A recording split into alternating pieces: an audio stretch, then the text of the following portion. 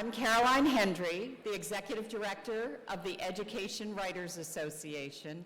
We're thrilled that you are here to join us for Day 2 of EWA's 71st National Seminar.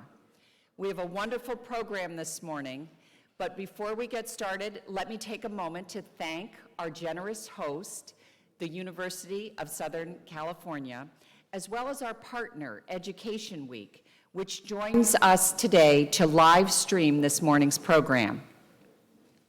As the National Professional Organization for Education Journalism, we value student voices, and we know that you, our members, do too. And because of that, this morning we have decided to put high school students right here at center stage. We're joined here at USC by 4 extraordinary young people. Despite their youth, their faces and their voices are probably already familiar to you.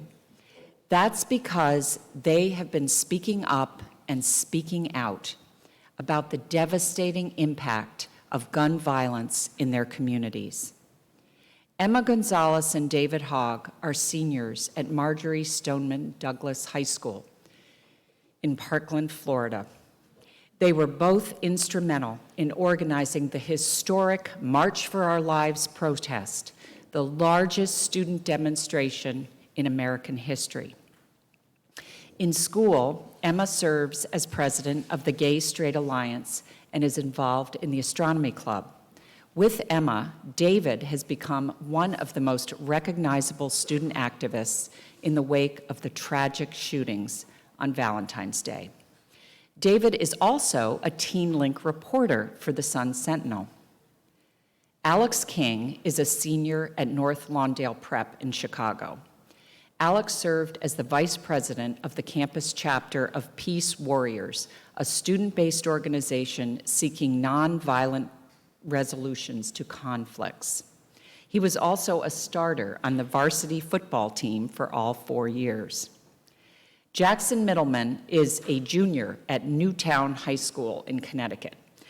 He co-chairs the Junior Newtown Action Alliance, a gun violence prevention group founded shortly after the Sandy Hook school shooting in 2013. Jackson is active in his high school's drama program and also mentors and tutors middle school students.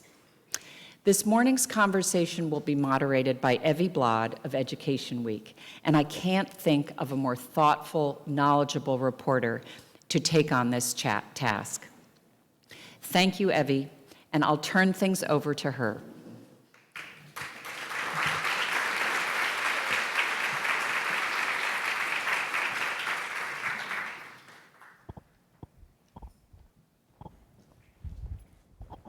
Good morning, everyone. We're really excited to have some students here who many of them look familiar to you, I'm sure. And if you watch the March for Our Lives in DC, you could have heard all of these students speak. We appreciate any chance we have to hear from students. I had a question as I was covering the shooting. I realized, I was talking to a Columbine survivor, and I realized that I was a freshman in high school when Columbine happened, and so was she, and it was kind of a moment that was clarifying for me. Columbine happened in 1999. Raise your hand if you were in high school then. All right. Raise your hand if you took any kind of political action, went to any rallies, were aware of any of that. Okay, some. So it's an interesting kind of note of comparison, how much has changed between now and then. We're not here to say EWA is endorsing the panel of March for Our Lives. We recognize that there are a lot of conversations going on right now about school safety, about guns, and all of that. But what we are here for is to recognize that what these students have done is what a lot of schools are trying to encourage. They've built alliances with people from different backgrounds. They've spoken out. They've been thoughtful and articulate, and they have involved themselves in a civic conversation. And, you know, regardless of the topic involved, those are things that schools are increasingly trying to encourage in their students. So we're just really excited to hear from you all directly. I think I want to kind of go through and talk to you each a little bit about your experiences. Oh, sorry. David, when I met you in Parkland, it was the morning after the shooting, and you were surrounded by cameras already because folks were just so eager to talk to students. And you were airdropping from your phone videos that you'd shot inside the school that day. Tell me about your experience that day and what made you decide to start recording. What was going through your mind? The main thing that was going through my mind was primarily just because of my experience in TV production and speech and debate. There had been instances in the past, like even the last summer, where there was this lifeguard being a jerk to my friend, so I took out my phone and recorded it. Okay. And eventually posted it on Twitter, or not Twitter, on Reddit. It got to like number 8 on trending. The guy got investigated by Internal Affairs, and I saw kind of the power that video can have in kind of social justice, just because this guy was being a jerk. But then when the school was being shot up, I decided to start recording because I figured whether or not this was a drill, the fact that we even would have had to consider having a drill if it was one, I think taking a video there would have really shown the current state of America that we're in.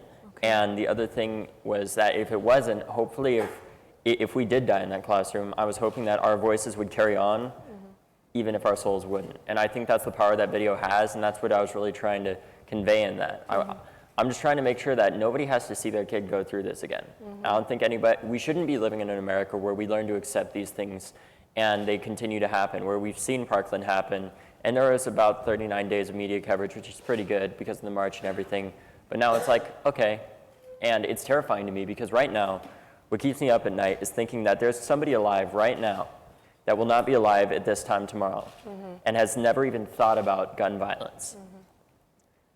But everybody around them will have to for the rest of their lives because they don't even know that person's going to die.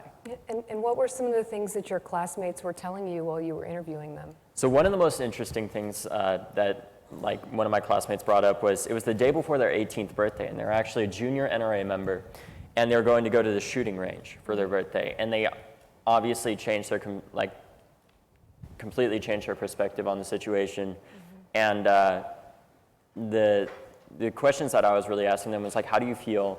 Just trying to get a sense of the room in that situation and try to, if we did die, if these videos were shown to congressmen and different politicians, hopefully they would actually get some sense of morality and do something about it so that we don't have to have these things happen. We've seen over the past 19 years of inaction since Columbine where people have, there have been thousands and millions of people that have been affected by this, that have been working every single day for years now to try to fix this, but because our politicians won't work with them, these things have been allowed to continue to happen.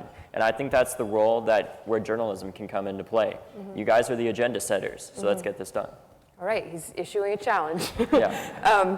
And you weren't in it ended up that the shooting was in a different building. Were you aware that it was real before you evacuated, or did you find out later? I found out that I knew it was real. The second that I realized it was real was when we started hearing the helicopters and reading the headlines online from my other classmates, because we had been told throughout the year that we were going to have a drill with blanks and fake blood and actors and stuff, and that's what I thought it was, and that's what I think a lot of us thought it was. Because these things aren't uncommon now, and we had been talking a lot with our teachers about what to do in these type of situations, and we started implementing systems of locking the doors at school whenever we were there. And one of the most horrifying things that I remember asking my teacher is, there's a glass pane in our window for people to look through. And I remember asking my TV production teacher, why wouldn't somebody just shoot through that? And that's exactly what they did. Yeah. And we've heard from some other teachers saying we have hurricane-proof glass on the outside of the school, why not here? And it's things that you just don't think that you would ever think of until a moment like that. Emma, you kind of stepped onto the world stage when you gave a speech a few days after the incident, and you held up your AP government notes, which I thought was really interesting and something that I think we'd all like to hear about. First of all, did you recognize that when you decided to make that speech that you were making yourself into a public figure? Did you know that you were taking that step? How did you write that? It was so compelling. And what from your school experiences did you bring into it? First and foremost, somebody called me and said, hey, school board wants to talk to you. And I was like, yikes. They've been watching my interviews. They want me to stop talking. And the woman was like, hey, we're having a rally tomorrow and we want you to speak. And I was like, oh, all right. So I was like, I'm not going to write this tonight. It's 10 o'clock. It's going to be terrible. So I woke up at like 8 in the morning and started writing then. And it took about 3 hours. And I got everything down. And my mom just kept like putting Rachel Maddow on the screen, putting up like more and more different like things. And I was like, okay, I'm taking out like, I got the Iowa Republican Senator Chuck Grassley from one of Rachel Maddow's clips. I was like, yep, that's a statistic that I'm going to put in this. Okay. It took about 3 hours. I was writing all the way up to the podium. What were the other facets of the question? Oh, yes, sorry. I have so many. There's a couple there. Tell me about holding up your AP government notes. Oh, the Gov Notes, yeah. The day of the shooting, we learned about the NRA. Okay. We were learning about interest groups, and we learned about the NRA. And I actually skipped my period of AP government so that I could go earlier in the day, because I was doing, because it was Valentine's Day, we were doing, as GSA, we had printed proclamations of love, which is basically like marriage certificate Valentine's, where you're like, I love you, take this. It's evidence and proof that I love you. And it was like, it was pretty cute. And so I was doing that for all lunch, and if I hadn't gone to Gov earlier, then I wouldn't have been able to do that. And we actually had a fire drill earlier that day, which made the second one really strange. But so I took my Gov Notes because I wanted to like, when I said Tinker v. Des Moines, I wanted to hold up the part that was Tinker v. Des Moines. Okay. But I was a little more focused on being able to read through tiers that I wasn't able to lift up specific parts. But I did lift up the notes. And we've heard since then that your AP government teacher is actually a Republican, that he's been highly influential to a lot of you who've been involved. Can you tell me a little bit about what's so compelling about his classes and what you've learned from him? First of all, Jeff Foster, what a guy. Thank you. He speaks a mile a minute. He actually was talking about an interview he did, and he was like, oh my God, what did I just say? Like, I just listened to that on the radio, and I don't even know what I said, because I said 8 seconds. I said 8 sentences in 8 seconds, and I could not understand a word. But yeah, he speaks really fast. So you're paying attention because you're trying to decipher every word. Okay. And he would he'll do an entire lecture in a half hour. Like, you are done. And then you just watch John Oliver for the rest of the hour. And you're getting all these really important facts that are being corroborated by what you just learned. So everything's coming together. It's a really good class. And he's really funny, and he curses like a sailor. Don't tell anybody I said that. I know there's so many cameras. Everybody's recording what I'm saying. It's fine. He's wonderful. And when he talked to you about the NRA, obviously this incident happening was a real catalyst, but was what you learned about guns and what you knew about guns already enough to make you feel like, before the incident, that you wanted to do something? I mean... Before the incident, not at all. I wanted to do something, but I wasn't actually going to get out there and do something. Okay. And the way that we learned about the NRA was very unbiased, just straight up. Right. The NRA has a lot of money, and they pay off these people so that they are being acted in their favor. And that's what an interest group is. Okay. And that was the conversation. And we had gun debates earlier in school. We had Socratic seminars where we would jump from topic to topic, and we had conversations about guns. And this one girl was like, yeah, no, you should own a gun, because I know all this, my mom is telling me every week there's a story about somebody who saved somebody because they had a gun and they were able to be the good guy with a gun. And I'm like, well, what about James Shaw Jr.? Right. That guy wrestled an AR-15 with nothing in his hands other than the skin on his hands, which we saw was burned. It's going to stay that way forever. It's the hero from the Waffle House shooting, which these folks If you don't know him, awesome. Why not? And Alex, your experience with gun violence has been different from the other students on this stage. I was wondering if you could tell me a little bit about that and a little bit about Peace Warriors, which is something that you do at school. Okay, so first of all, hey everybody, I see we got a full house. But so I'm from Chicago, where we experience gun violence daily. My personal experience, however, my nephew was killed just about a year ago. May 28th, it actually would be a year. He was shot twice, once in the back of the head and once in the back, and he was killed 2 weeks after his 16th birthday. Funny story, however, with the march. With the walkout. So like a week or two after the Parkland incident, like a night before a walkout that wasn't authorized, I got a text chain, and you guys are actually the first hearing this story because I don't talk about it as much, so yeah. But yeah, it was a text chain saying, okay, so we're gonna walk out at this time, we're not gonna tell no adults about it, we're doing this on our own, yes, let's do it.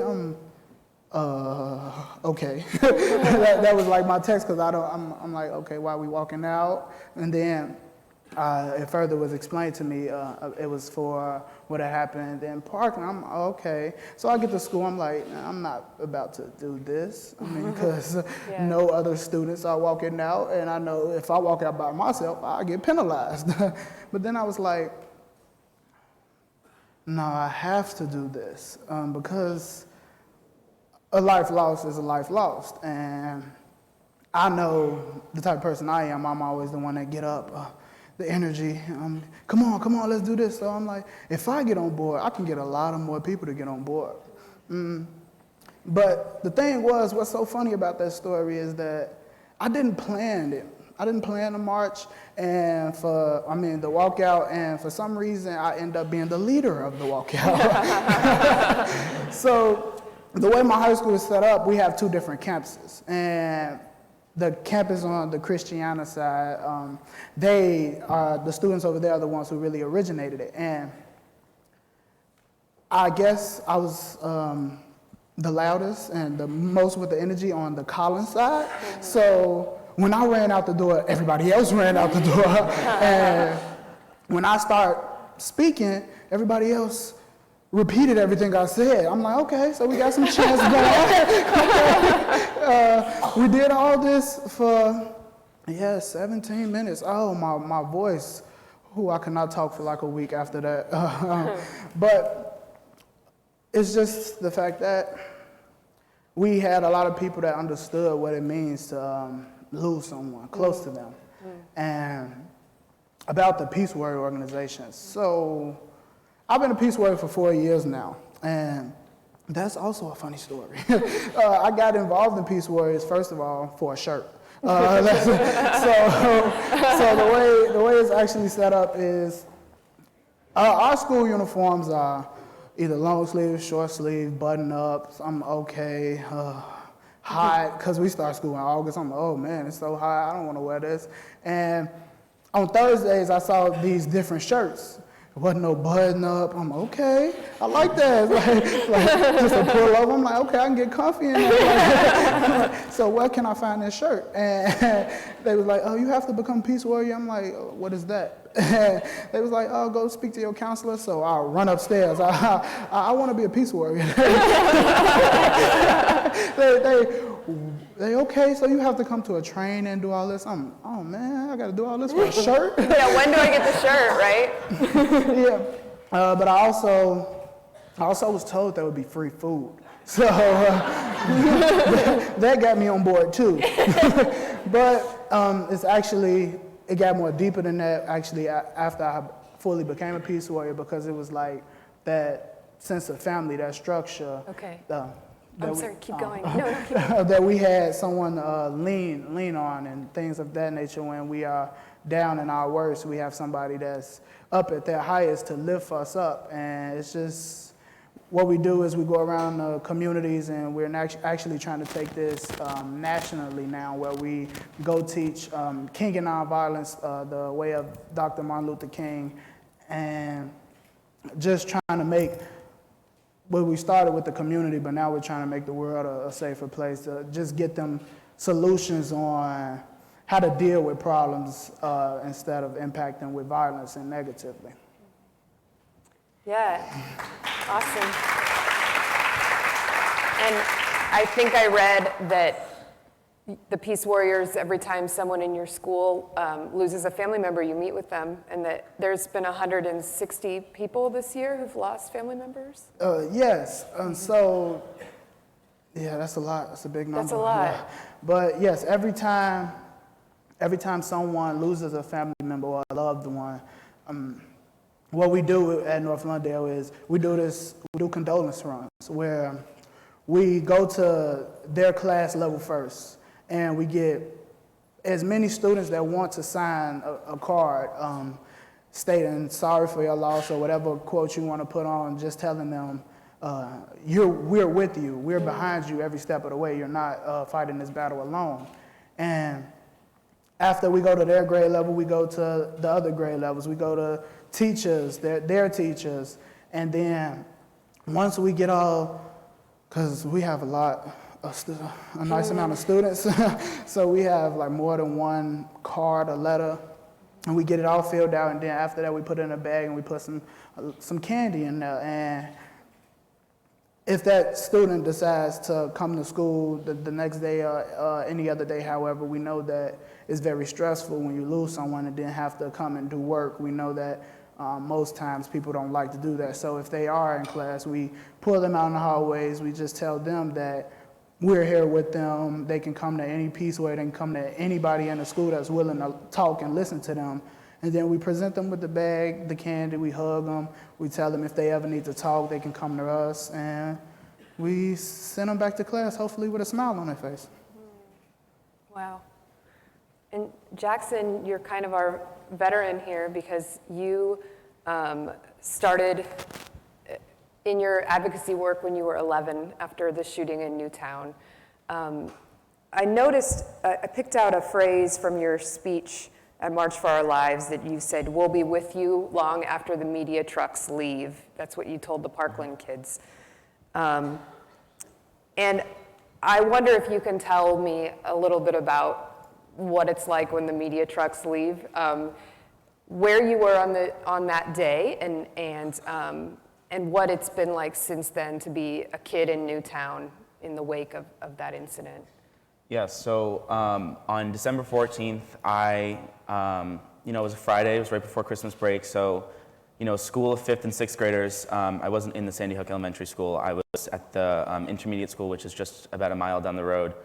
I went into my orchestra class, and I just was taking my violin out and putting the resin on my bow, and they say, "We're gonna go into lockdown now," and we go, okay, it's just a lockdown, and, we'll sit down for 5 minutes, and then we'll go back to class, and we gathered around my teacher's table and we sat under the table, which is procedure, and 20 minutes went by and an hour went by and 2 hours went by and 3 hours went by, and our teachers wouldn't tell us what's going on because how could you be the person to put a class of 6th graders in the position to tell them what was going on? Right. So we were kind of left out of the loop, and so we were hiding under a desk pretty much for 4 hours, and we did start hearing things about guns, a shooting, and we didn't know where it was. Mm-hmm. So we were kind of in this constant state of what's going on. And did you think it could be in your building, or you didn't know? Yeah, there was something going through the back of my mind because it was so quiet and it was so silent, and it was so nothing that I've ever experienced before, that something was serious, Yeah. And around after 4 hours in lockdown, someone opened the door to our room, and I remember my entire class screaming and freaking out because we thought that was it. And it was a police officer and a security guard. They opened the door and they said, "Go back to class. You guys are gonna, get together. You're gonna meet up, and then you guys are gonna go home." So my dad picked me up early from school, and I went home. And then you turn on the TV, and they're doing flyovers of Newtown and Sandy Hook Elementary School, and at the time it was 18 dead, and I think 8 more injured, and there were people being rushed to the hospital. And my mom called me on the phone, and she said, "What's going on?" And I said, "Mom, there's been like a shooting at the school. People are dead." And she goes, "No, I thought there were just 2 men in the woods," because there's a lot of media speculating what was happening. Right. They thought they were two hunters that accidentally fired a stray bullet. Then my mom was talking to me on the phone for a little bit, and we got a call from our family friends who said, who we were friends with, and they said, come over to the house, the Posners, their son, they just got the news. So we went over to our friend's house and we picked their kid up because they didn't want him to be there to experience that. And there were 3 police cars in the driveway, and the parents were upstairs sitting in a dark room, and they weren't there. And I will remember this for the rest of my life. Noah Posner, my friend who I lost in the shooting, his 2 twin sisters were in the living room of the house. And they were also in Sandy Hook. They were right down the hallway. And they came up to me and they said, we saw dead people today. Mm-hmm. And that was like such, and also I was 11 years old. So I knew what was going on, but at the same time I didn't know what was going on. It was all this kind of unreal thing that wasn't happening. It was not real. And so that was my day. And my siblings and I sat in the basement of my house and we watched Obama's speech. Mm-hmm. And we're like, what's happening? Our boring little town in the middle of nowhere is being broadcasted in every country in the entire world. Mm-hmm. And there's 26 people who aren't coming home and families are destroyed forever. What's happening? Mm-hmm. And that was kind of my day. And then after Sandy Hook, there was months of media presence, at school. Right. My first day back at school, just a few days later, I got escorted in by a SWAT team.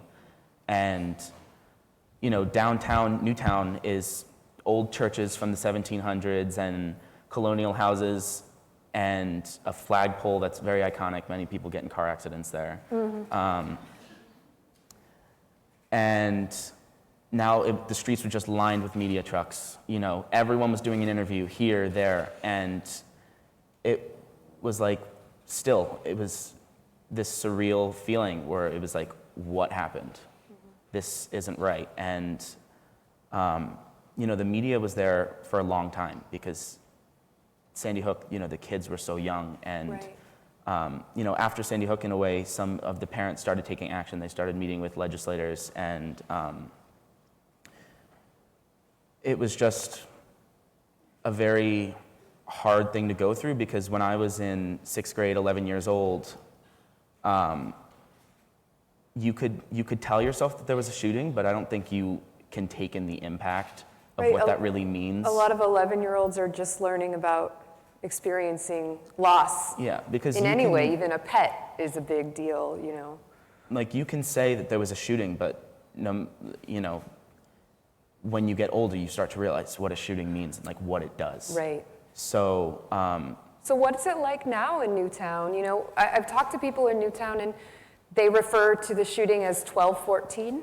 It's almost like you can't not acknowledge something that happened in your city, but you don't always want to you don't want to say the word shooting because sometimes you don't want to just stop and focus on that. What's it like 5 years later?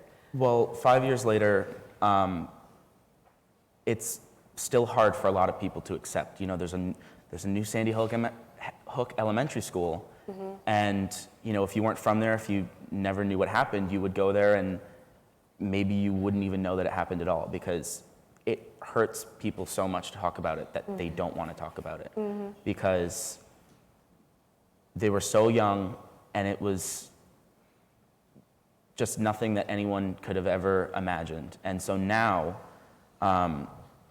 it's starting to be talked about more as this debate has been brought up again and youth has been more of a voice in this argument.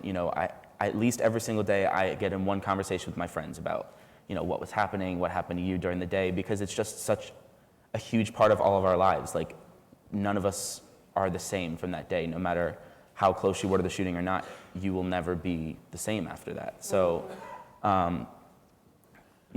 it's not very visual. We don't have a lot of murals out because there's so many family members and students that were in the school now who just emotionally can't take to be reminded right. of what happened. And we've had to deal with that a lot because, they were in kids who were in 4th grade in the shooting 5 years later are now freshmen in high school. I, have some of them in class, and they all struggle with this, and you need to find the right time to talk about it. And there's a certain group of people in Newtown who are talking about it, like me and the Newtown Action Alliance and Sandy Hook Promise are, a group of Sandy Hook parents and Newtown parents and volunteers who put work in. And I just think that Newtown is so changed forever. And we don't want to be defined by this tragedy, because so much of the time, I greet people and they go, "Where are you from?" And I go, "Newtown," and it's this look on their face, and you're like, I don't want to have a tattoo of tragedy and sadness, we won't be defined by that, because there's so many other things that Newtown can be defined for. Everyone knows their neighbors. We have really good ice cream, good food. And it's really hard to be defined by something when, you love your town so much and there's so many other great things in it, but it's just seen as this past place of horror and tragedy. So one of the Columbine survivors was telling me that one of the hard parts for them has been meeting new people, and eventually they start saying, "Well, where'd you grow up?" And eventually they do the math in their head, and it's like, you don't always want that to be, kind of the elephant in the room, starting a relationship with someone. And so I imagine it is, as much as you want to keep this in the conversation, you're also trying to be sensitive to people around you.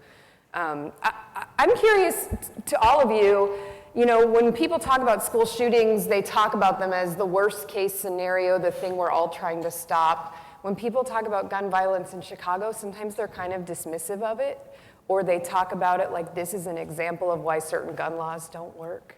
And I feel like the idea that you all came together and are tackling these issues together feels significant to me. I want to hear about how you got to that point. And Alex, I'm curious, were you on board right away? Or was it hard for you to say, this doesn't feel like what I'm going through?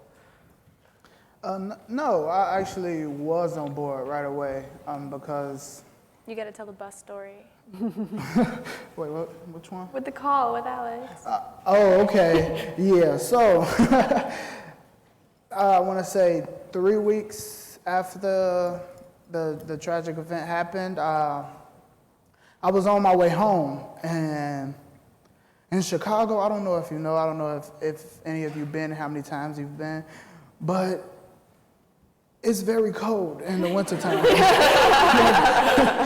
Very, very cold. So I was on the bus on my way home, and another student activist who isn't with us today, his name is D'Angelo McDade. He texted me, he texted my phone. He said, "Call me now." Exclamation point, exclamation point, exclamation point. I'm like, oh, okay, this has to be serious. I'll wait till I get home. But then 5 minutes into the bus ride after the text, he's calling me now. I'm like, oh, this really has to be serious. So I answered the phone, and his first words, because we go by a lot of church terms, so we have a lot of jokes. So he answers the phone, he, "What up, Deacon? Good afternoon, Rev." And his first sentence after that, "Would you like to go to Florida with me?" And immediately I look out the bus window. It's not cold in Florida. It's still snow on the ground. And I'm like, are you serious? Of course I want to go to Florida. But then I later found out because out of all the excitement, I then had in the back of my mind, like, okay, this did just happen in Florida. So I asked him, are we going to Florida for what I think we're going for? Yeah. Oh, okay, all right. I still was excited though, because I was ready for the heat. And yeah, I don't know about that. I love heat, but another funny thing, I love heat, but I don't like sweating. That's the problem. But yeah, so I remember the flight to Florida, because that was actually my first time being on a plane. So was a lot of emotions going different ways. And I'm like, so, because when I got on the plane, I'm like, okay, so how does it work? Do I put my seatbelt on now? Can I take it off? Can I go to the bathroom? Do I have to wait? And when the plane took off, oh my God, I was so happy. Like it felt like a roller coaster, and I love roller coasters. But when we got down there, we were all excited, we were all happy, but as soon as we got actually in the van that came and picked us up, like, we still were laughing, joking around, but our first stop was actually the school. And it's like, as soon as we got a block away, it went from, oh yeah, remember that, to... Because it felt more real? Yes. Yeah. Like, you literally could hear a pin drop, like, literally. And that was when the memorials were still up at the school, so. Yes. Just mounds of flowers and mounds of, Yes, across everywhere. And I remember when we got out and no one had to say, oh, let's give a moment of silence. Like, nobody just talked, like nobody spoke. And it was very impactful to me, like, to see after like 3 weeks, it was so many parents, so many children. And that's what actually hit me. I was seeing young brothers and sisters of innocent people whose lives were taken away, walking up to the memorials of their sisters and brothers crying. And it was like, they have to grow up without a person they've been seeing their whole life at a young age. And some of them was young to the point where they understood but didn't understand. They knew that people were gone and weren't coming back, but they didn't know why. And I could see that some of them wanted answers. But immediately after that, we went to the home of the lovely Emma. And I remember getting out the van. Emma's mother was with us, and that's now my mom too. So anytime you see her and me, yes, it's mother and son. But I remember the first time when we got out the van at her house, it was like a glass window, glass door, like big. And I'm like, oh. Because when we pulled up, I'm like, oh, we're going to a hotel? This is nice. Because it was gated around. And I remember Emma's mother saying to the people who was holding the gate, oh, he's driving us here. I live here. This is my home. And I looked around. No, you can't live. I'm seeing pools. I'm like, no, this is a complex. This is a hotel. Yeah. And when we got out the car, my first thought was, should I step on the grass or should I stay on the sidewalk? And what kind of conversations did you all have? Like, and well, the adults who had brung you guys were like, we should everybody just understand why we're here. Teenagers, first time meeting each other, tell each other who you've lost to gun violence. Yes. And it's like, yes. I mean, I'm not averse to doing that, but if you want us to be friends, we should make jokes. Yeah. We should get some common ground. It's a little maybe lighter than that. And there was like pizza waiting in the kitchen, and I'm like, can we do this conversation? Let's eat. Let's get some food.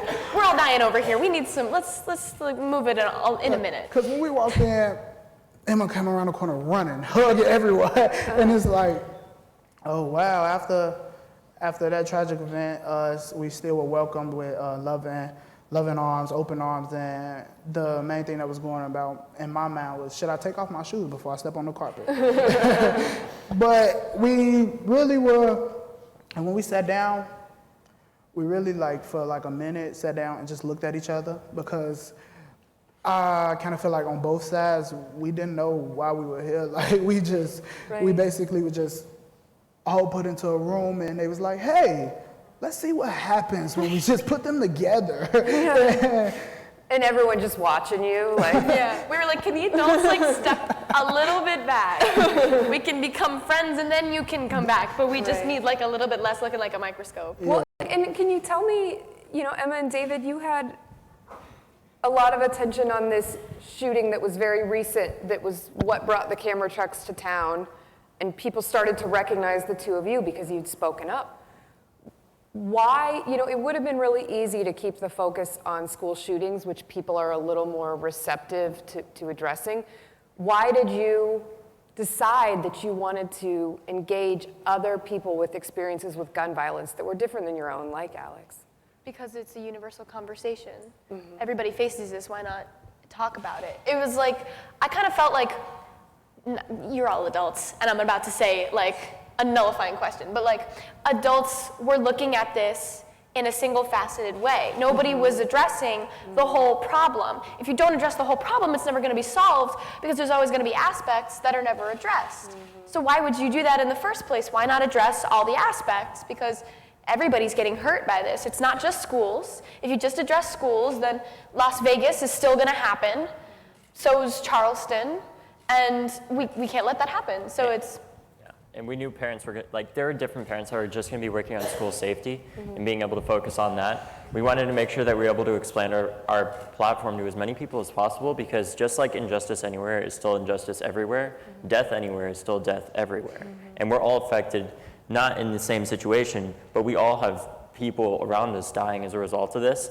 And the fact that last year, not including suicides, there are 15,549 deaths. And I guarantee you, if we had 15,549 stories, we wouldn't be having this conversation right now. We need to expand our platform to everybody, because everybody is affected by this. And oftentimes I feel like people are like, oh, school shootings are terrible, let's try fixing that. And we can't even fix that, let alone every day in places like Chicago, Liberty City, and Compton, Watts, and different places across America.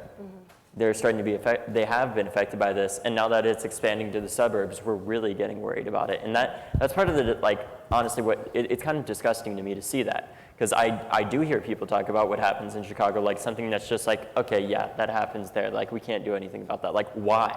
If we say we're the greatest country on earth, then why wouldn't we address these problems that only affect us as a more developed country? it's kind of like, if everybody gets cancer, why wouldn't we have funding for cancer research. So like, you wouldn't just do that for just white people who are upper class. You wouldn't, like, there's towns where people get cancer all over that town because there's sludge from mining companies that's left behind and nobody talks about that, but there is still cancer research being developed. We have no gun violence prevention. We have no research going to the CDC so that there's no funding for the research in the CDC because of the Dickey Amendment. That can't happen. It's systematically being pushed off to the side because nobody wants to not have a gun. Who wants a gun? Like, just to give you my perspective, like, I've been trying to do over the past month, my research into Broward County and the amount of student incarceration to make sure that we can increase school safety without increasing the amount of discrimination and school to prison pipeline.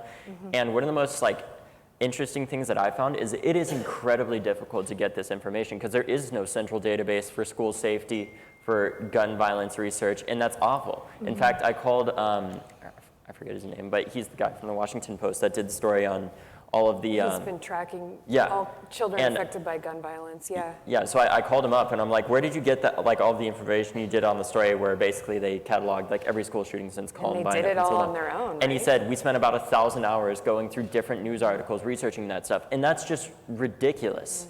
And the only thing that I've been able to find is a 280-page report from the Department of Justice on school safety last year.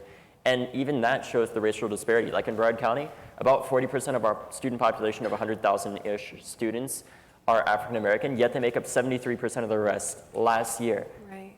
White kids are about 50% of that. You know how many arrests they made up? 12%. Right.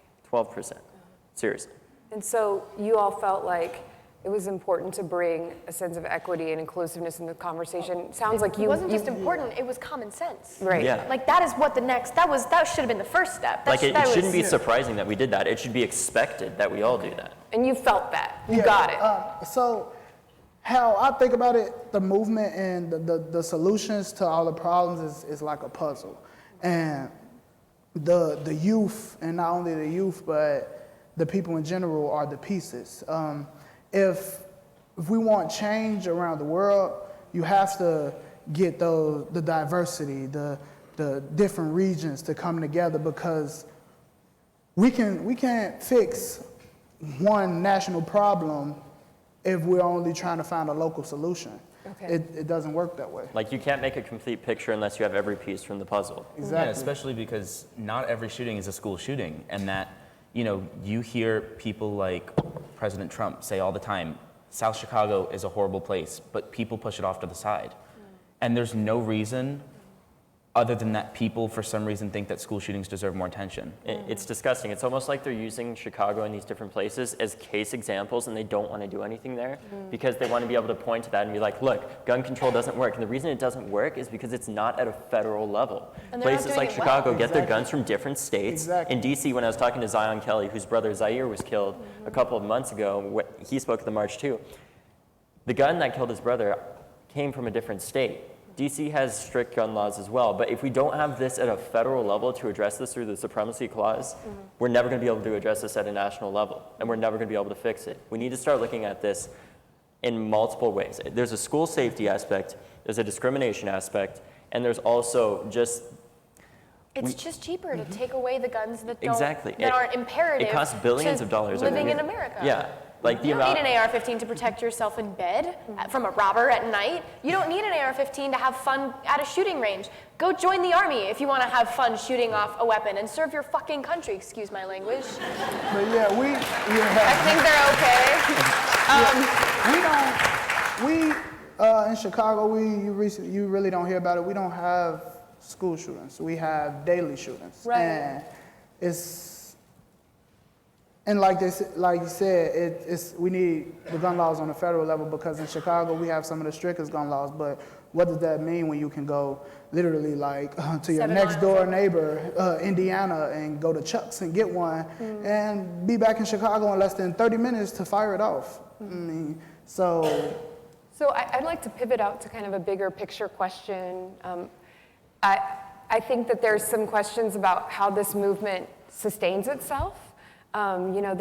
Like you said, there is, the farther we get from the shooting in Parkland, the coverage changes. There's a lot of questions, I think, locally, and questions about school safety in general. States are changing policies. But how do you keep the focus on these questions that you've raised, these concerns that you've raised? And what happens, when you go to college, when you, do you all feel a sense of responsibility now that you've raised this, now that people know who you are, to keep holding on to it? I definitely feel that sense of responsibility myself. Like, I'm taking a gap year to keep working on this. Like, right now, I'm working on a major bill that would address like basically all of our problems for all of us to get behind and push throughout midterms. And if it can't get passed in this Congress, we'll vote those people out and get people that will. Because right now, the people that are in Congress, for example, Paul Ryan will not bring universal background checks to a vote. They have 97% support amongst Americans and 80% support amongst NRA members. Why not? Seriously, it is so common sense. And one of the most amazing things to me is that, like, one of the biggest arguments that for example, the GOP will make is like we need to save money, we need to stop spending so much on like healthcare, and like we need to help fix our government's like financing. Do you know how many billions of dollars gun violence costs every year just in Florida? It's around 20 billion. Across America, it's almost $500 billion. And it's unbelievable that that both Democrats and Republicans will refuse to acknowledge these subjects because they're too touchy when they're costing our government money, costing lives, and letting the future of America bleed out. And that's something unacceptable, and we all have to work to fix, because right now, the adults aren't doing it. Well, the adults are doing it. Many of them are, but the politicians are not, and we have to hold them accountable. One other thing. Yeah. One of the most interesting things that I've seen come up throughout these conversations, that after doing even more research than I had done even before this, was like speech and debate, having to argue about gun control, school resource officers, school to prison pipeline, unreasonable search and seizures, breaking the Fourth Amendment in schools. Anyways, is like on the Republican side and the conservative side, it's always mental health care. We need to address these issues as mental health care. And on the Democrat and the more liberal side, it's gun control. But in what neither of them are really addressing nearly as much as what they should be addressing, in my opinion, is violence interruption programs like they have in Chicago with the Peace Warriors and For example, there's this program started by Gary Slutkin, who has an amazing TED Talk, and it's called like Cure Violence / Ceasefire, and what they've done is they've been able to lower the amount of violent crime in over 5 cities across America by 40 to 70% by using violence interrupters to treat violence as a health epidemic. And I think that's one of the main things that both Republicans and Democrats can get behind, is treating this like a health epidemic and helping cure it, because they've done this in multiple cities. The biggest issue that they face is funding, because it's a lot more publicly popular amongst voters to just implement more law enforcement and get them to pay overtime for that than to implement these way cheaper systems that work on an individual basis to prevent these things and treat them like a health epidemic, get youth employed, and help empower these communities that have been so affected by this for so long and yet don't get the attention. And I think that's what both parties need to be focusing on and working together, not as Democrats and Republicans, but as Americans. Like, what a thought. So it sounds like y'all are just not going to quit talking about this. We have a plan for the summer in which we're going to be bouncing around from community to community. We're going to have like people focusing in Florida, people focusing on the rest of the United States, and we're going to be going from community to community, having conversations like this, but like we won't be on a stage. We'll be talking to people. Right. Students who have also faced gun violence, and not just students, but you know, like that age gap of like younger people who need to have their voices empowered because for so long they've been squished down. Yes, and you guys are getting the exclusive, the first, but the first stop will actually be in Chicago on June 15th, and at St. Sabina, and everybody is welcome to come. Like, it's an invitation. But what we are doing in Chicago is building awareness on trauma education. And for those who don't know the definition, trauma is a deeply distressing or disturbing event. So everyone in this room has been impacted by trauma. And it's actually systemic. It's, I can't say the word. Is it systemic? No, it's Oh, no, wrong. Give it a chance. Give it a try. I don't want to mess up. Go ahead. Statistically, yes, thank you. It's statistically proven that one exposure to a traumatic event, it actually affects brain development. Right. And so if you are exposed to a traumatic event, especially as a student, it's statistically proven that you don't learn at the same grade level as... Your academics are going to suffer. Yes, your academics are going to suffer, depending on the traumatic event, very poorly or just a little poorly. So just the awareness on getting more counselors, more mental health services throughout the community will help, because if I've seen more than 5 people shot in 1 week, and then I come to school and I get an F on my test, and it's just, why you fail? Oh, you failing. That's it, that's all. You failing. If you don't do good, you're going to still fail. That's just making the situation worse. It's putting more stress on the child. And it's the fact that we're not being talked to about what's going on outside of school, and which could actually be helpful and save a lot of more lives.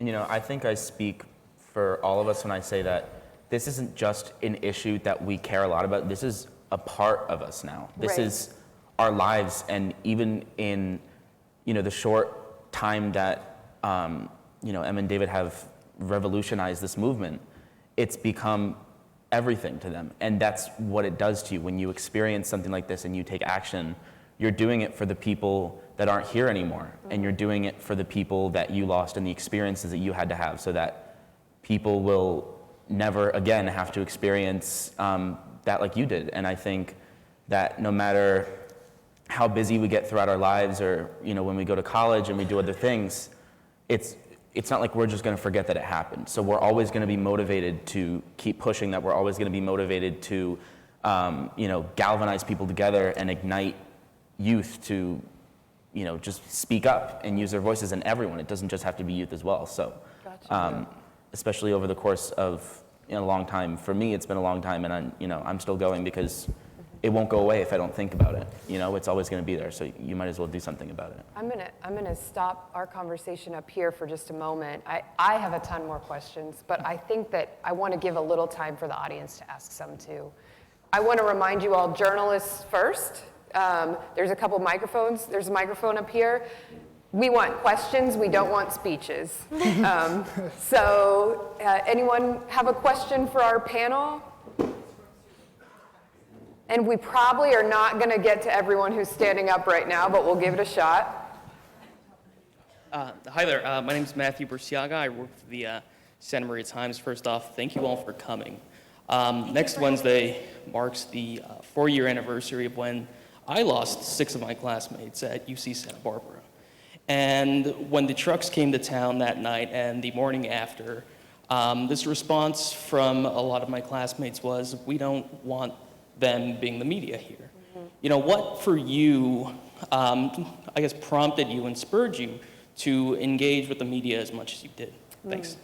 That's a question for me. So I think the main thing that made me engage so much with the media was the fact that, to be quite frank with you, I couldn't stand to be around my sister. She had lost 4 of her friends, and I personally, at the time, I hadn't lost anybody our school's very large. I didn't know anybody very personally that we lost. The closest person I knew was Aaron Feist, but that was just because I saw him every day when I went into the senior lot. The coach. Yeah. Yes. But I felt a sense of responsibility for my sister and to speak up for those that couldn't at that point, to make sure that this stayed in the news and made sure that we were able to make our voices heard and hold that media spotlight for the people that needed to speak up when they were able to. And I think that was my main reason why I went and spoke up. Like, my parents did not want me to go back to the school that night, and I basically said, like, screw you, I'm going. And I just went. And as I was there, that night I was on for my first hit with 5 million people, ironically enough, on Laura Ingram's show. Anyways, I wanted to make sure that nobody would forget about this, and I think we were able to do that for a pretty long period of time. And generically, what's going to what's happened again and again is there's a big oh my God, this is terrible, thoughts and prayers, this should never happen. Politicians, or they act like they care. They're kind of like crisis actors in that sense, where they act like they care for about a period of 3 weeks and then do nothing afterward, because they only do it when it's politically favorable for them to see. During that 3 weeks, they systematically say, oh, we shouldn't be pestering the victims, we shouldn't be pushing them onto the stage, they deserve their privacy, and if you don't let them have their time to grieve, then you're an animal, you're profiting off of that. And that's just them waiting for the media to go away so that they get reelected. Making the victims further being victims. It kind of feels it was agency, to say. It feels a little bit like they're capitalizing on the terror, and they take advantage of that. You know, right after a shooting, people are in arms and they're saying, we need to change something, and they'll go, I'll change something. Yeah. Why don't you listen to me? I'll change something. And then when some people start to fade away and they start to not put as much attention into it, the politicians leave too, because they realize that that's not their top priority anymore. I think one of the most important things to realize is, like it or not, tragedies are good for approval ratings. And that's why these people have to act like they care for a short period of time, then the media goes away, and then something else happens, and then they have to go and respond to that. I think it's important to realize that, for example, with the tutor, their job is to basically become unemployed. That's the media's job too, or at least it should be, because if you're covering these things right, they shouldn't be happening, because the politicians should be taking action. And as the fourth check of the government, you guys are the agenda setters. You guys have to essentially do your job and make sure people don't forget about this. And that's what I feel like the march was, the walkouts, is us trying to feed you guys things to cover so that we stay in the news and people are constantly reminded this cannot be the new America. You can't let it fade away. It's not something that will ever go away from your life, and it's not something that should be insignificant to anyone. This was trauma for you and all of your friends and your classmates, and your sister lost friends, and you've lost your nephew, and I've lost my friend. And when you think about our perspective, we're like, why do people forget about this? We've just endured one of the worst things that you could ever endure, and now we're just supposed to pretend like it never happened to go on with our lives. You're going to listen to us, and we're going to start making change. Yeah, because where I'm from, when you lose someone, it's impactful. It hurts for a day. Not try to be funny, but it only hurts for a day, and then the next day, everybody go about their business. it happens so normally that everybody normalizes the situation. You know it's bad when you are outside, you hear gunshots, and you continue to walk. Like, oh, they shooting again? Okay. So I got into the media a lot because it's a lot of people that lives were lost and they can't be remembered for whatever they wanted to be remembered for. Some of them still aren't remembered because they were taken away and it's forgot about. So I'm here to bring those names back up out of the shadows of Chicago, and not only Chicago, but everywhere. That was a great question, and I'm very sorry for what you experienced. Thank you. Thank you. Yes. Every time I hear you speak, I'm David Kidwell. I'm from Chicago. I'm with the Better Government Association. Every time I hear you speak, I always think, I want to meet their parents. I just... Wave. Sit, wave, parents. Yeah, I'll just come back.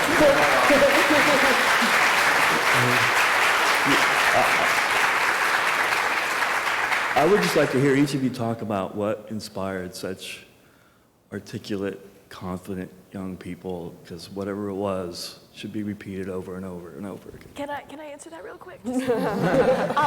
What I love is the fact that people sent us to high school so that we could learn stuff, and that are amazed that we paid attention. And that, I mean, they're like, you're always on that phone, you're not paying attention. Like, well, my teacher kind of takes our phones away during class. We have cubby pockets. That's where they live. We're not allowed to be on our phones during class. Also, what I'm learning about, the NRA, I'm kind of paying attention because that's messed up.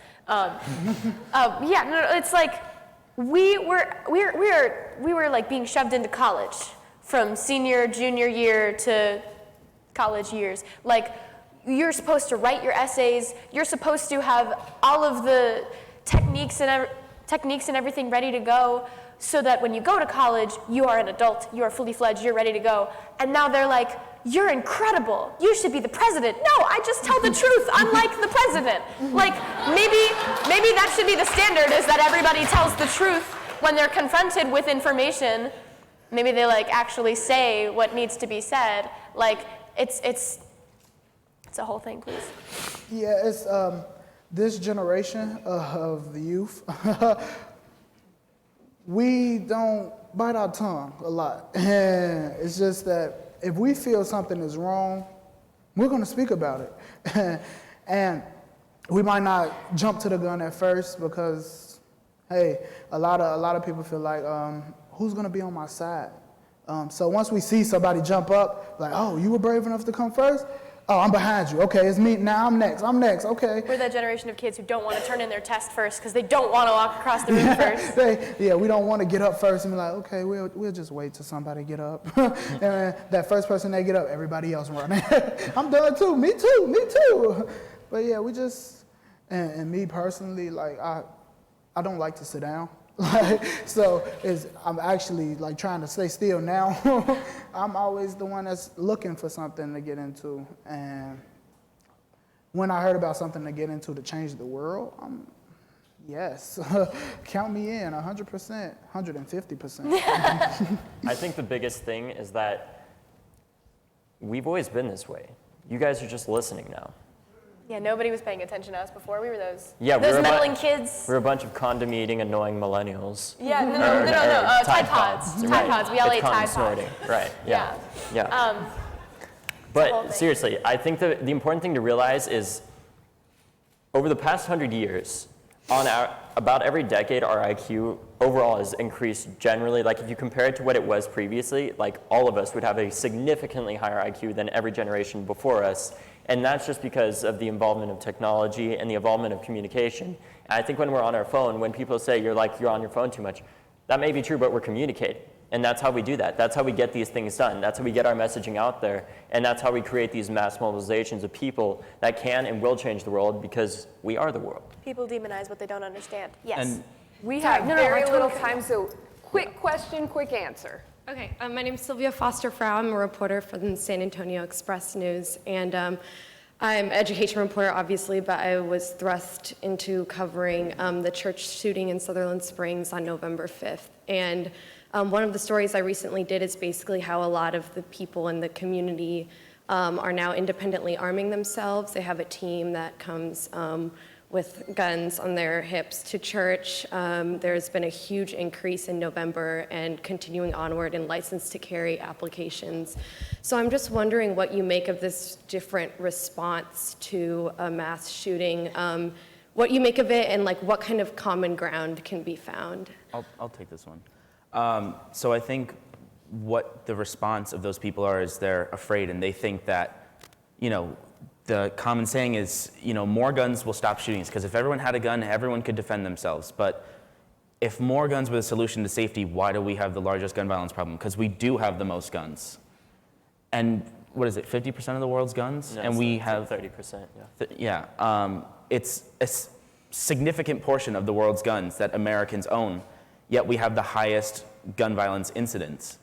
And I don't think that people are unjustified when they feel safer because they have a way to protect themselves, because that's a natural right to want to save your own life and to own a gun. But when it goes so far as you think that everyone everywhere needs a gun to defend themselves from everything, you can't It's bring... making it easier to put the guns in the bad people's hands. Yeah, and you can't have guns everywhere. You can't bring guns into movie theaters or churches and schools, because schools are places to focus on learning and not, whether someone's going to get shot. To those people, just really quickly for me, is just make sure if you're out buying a gun because you're afraid or whatever, take some safety classes and get a trigger lock, for God's sake. 900 kids die every year as a result of suicide with a parent's gun.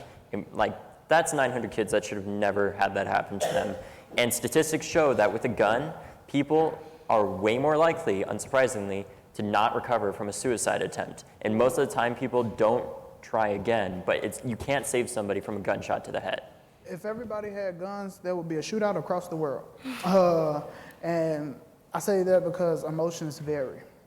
Everyone has their days where they're not in the mood and they don't want to deal with society, the world. And with a gun on your side, it just makes it easier. I wish somebody would tempt me today. I just wish somebody ticked me off. And it's a lot of people that go, oh, it was self-defense. Oh my God. When they actually started it. It's self-defense, but you shoved him. You started the occasion, but then when he got mad, it made you even more upset. And now, pew, and now a young man was shot to death today. I feel like the increase of owning guns just increases gun violence desensitization. Everybody becomes numb to it the more the guns appear in our society. I think we could keep going all day, but I think it's easy to forget that we're talking to teenagers who are talking about some of the most personal and vulnerable things that they've experienced. I think we should all give them a round of applause and thank them for being here today.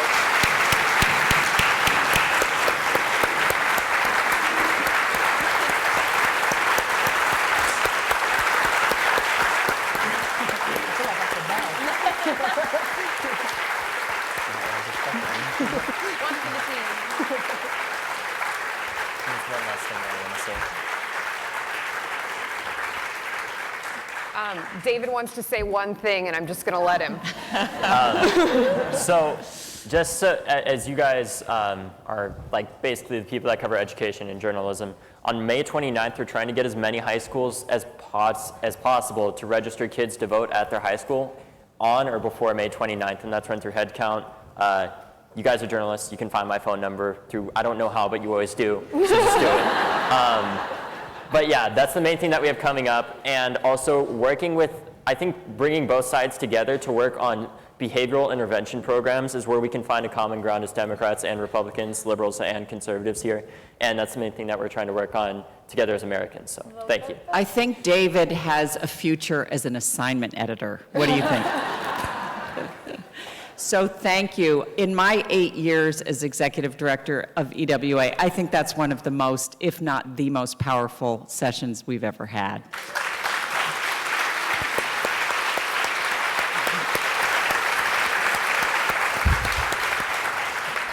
Thank you so much to all of you amazing young people. Thank you, Evie. Thank you. I want to give a special shout out to Emily Richmond and my staff, who has worked tirelessly to put this together. She is an amazing, amazing asset to our community. So thank you all. We have a tight schedule. Our next sessions are at 9:30. So please pack up and get off to those sessions as soon as possible. And thank you all for being such a fantastic audience for this event. Oh, good. I'm so glad.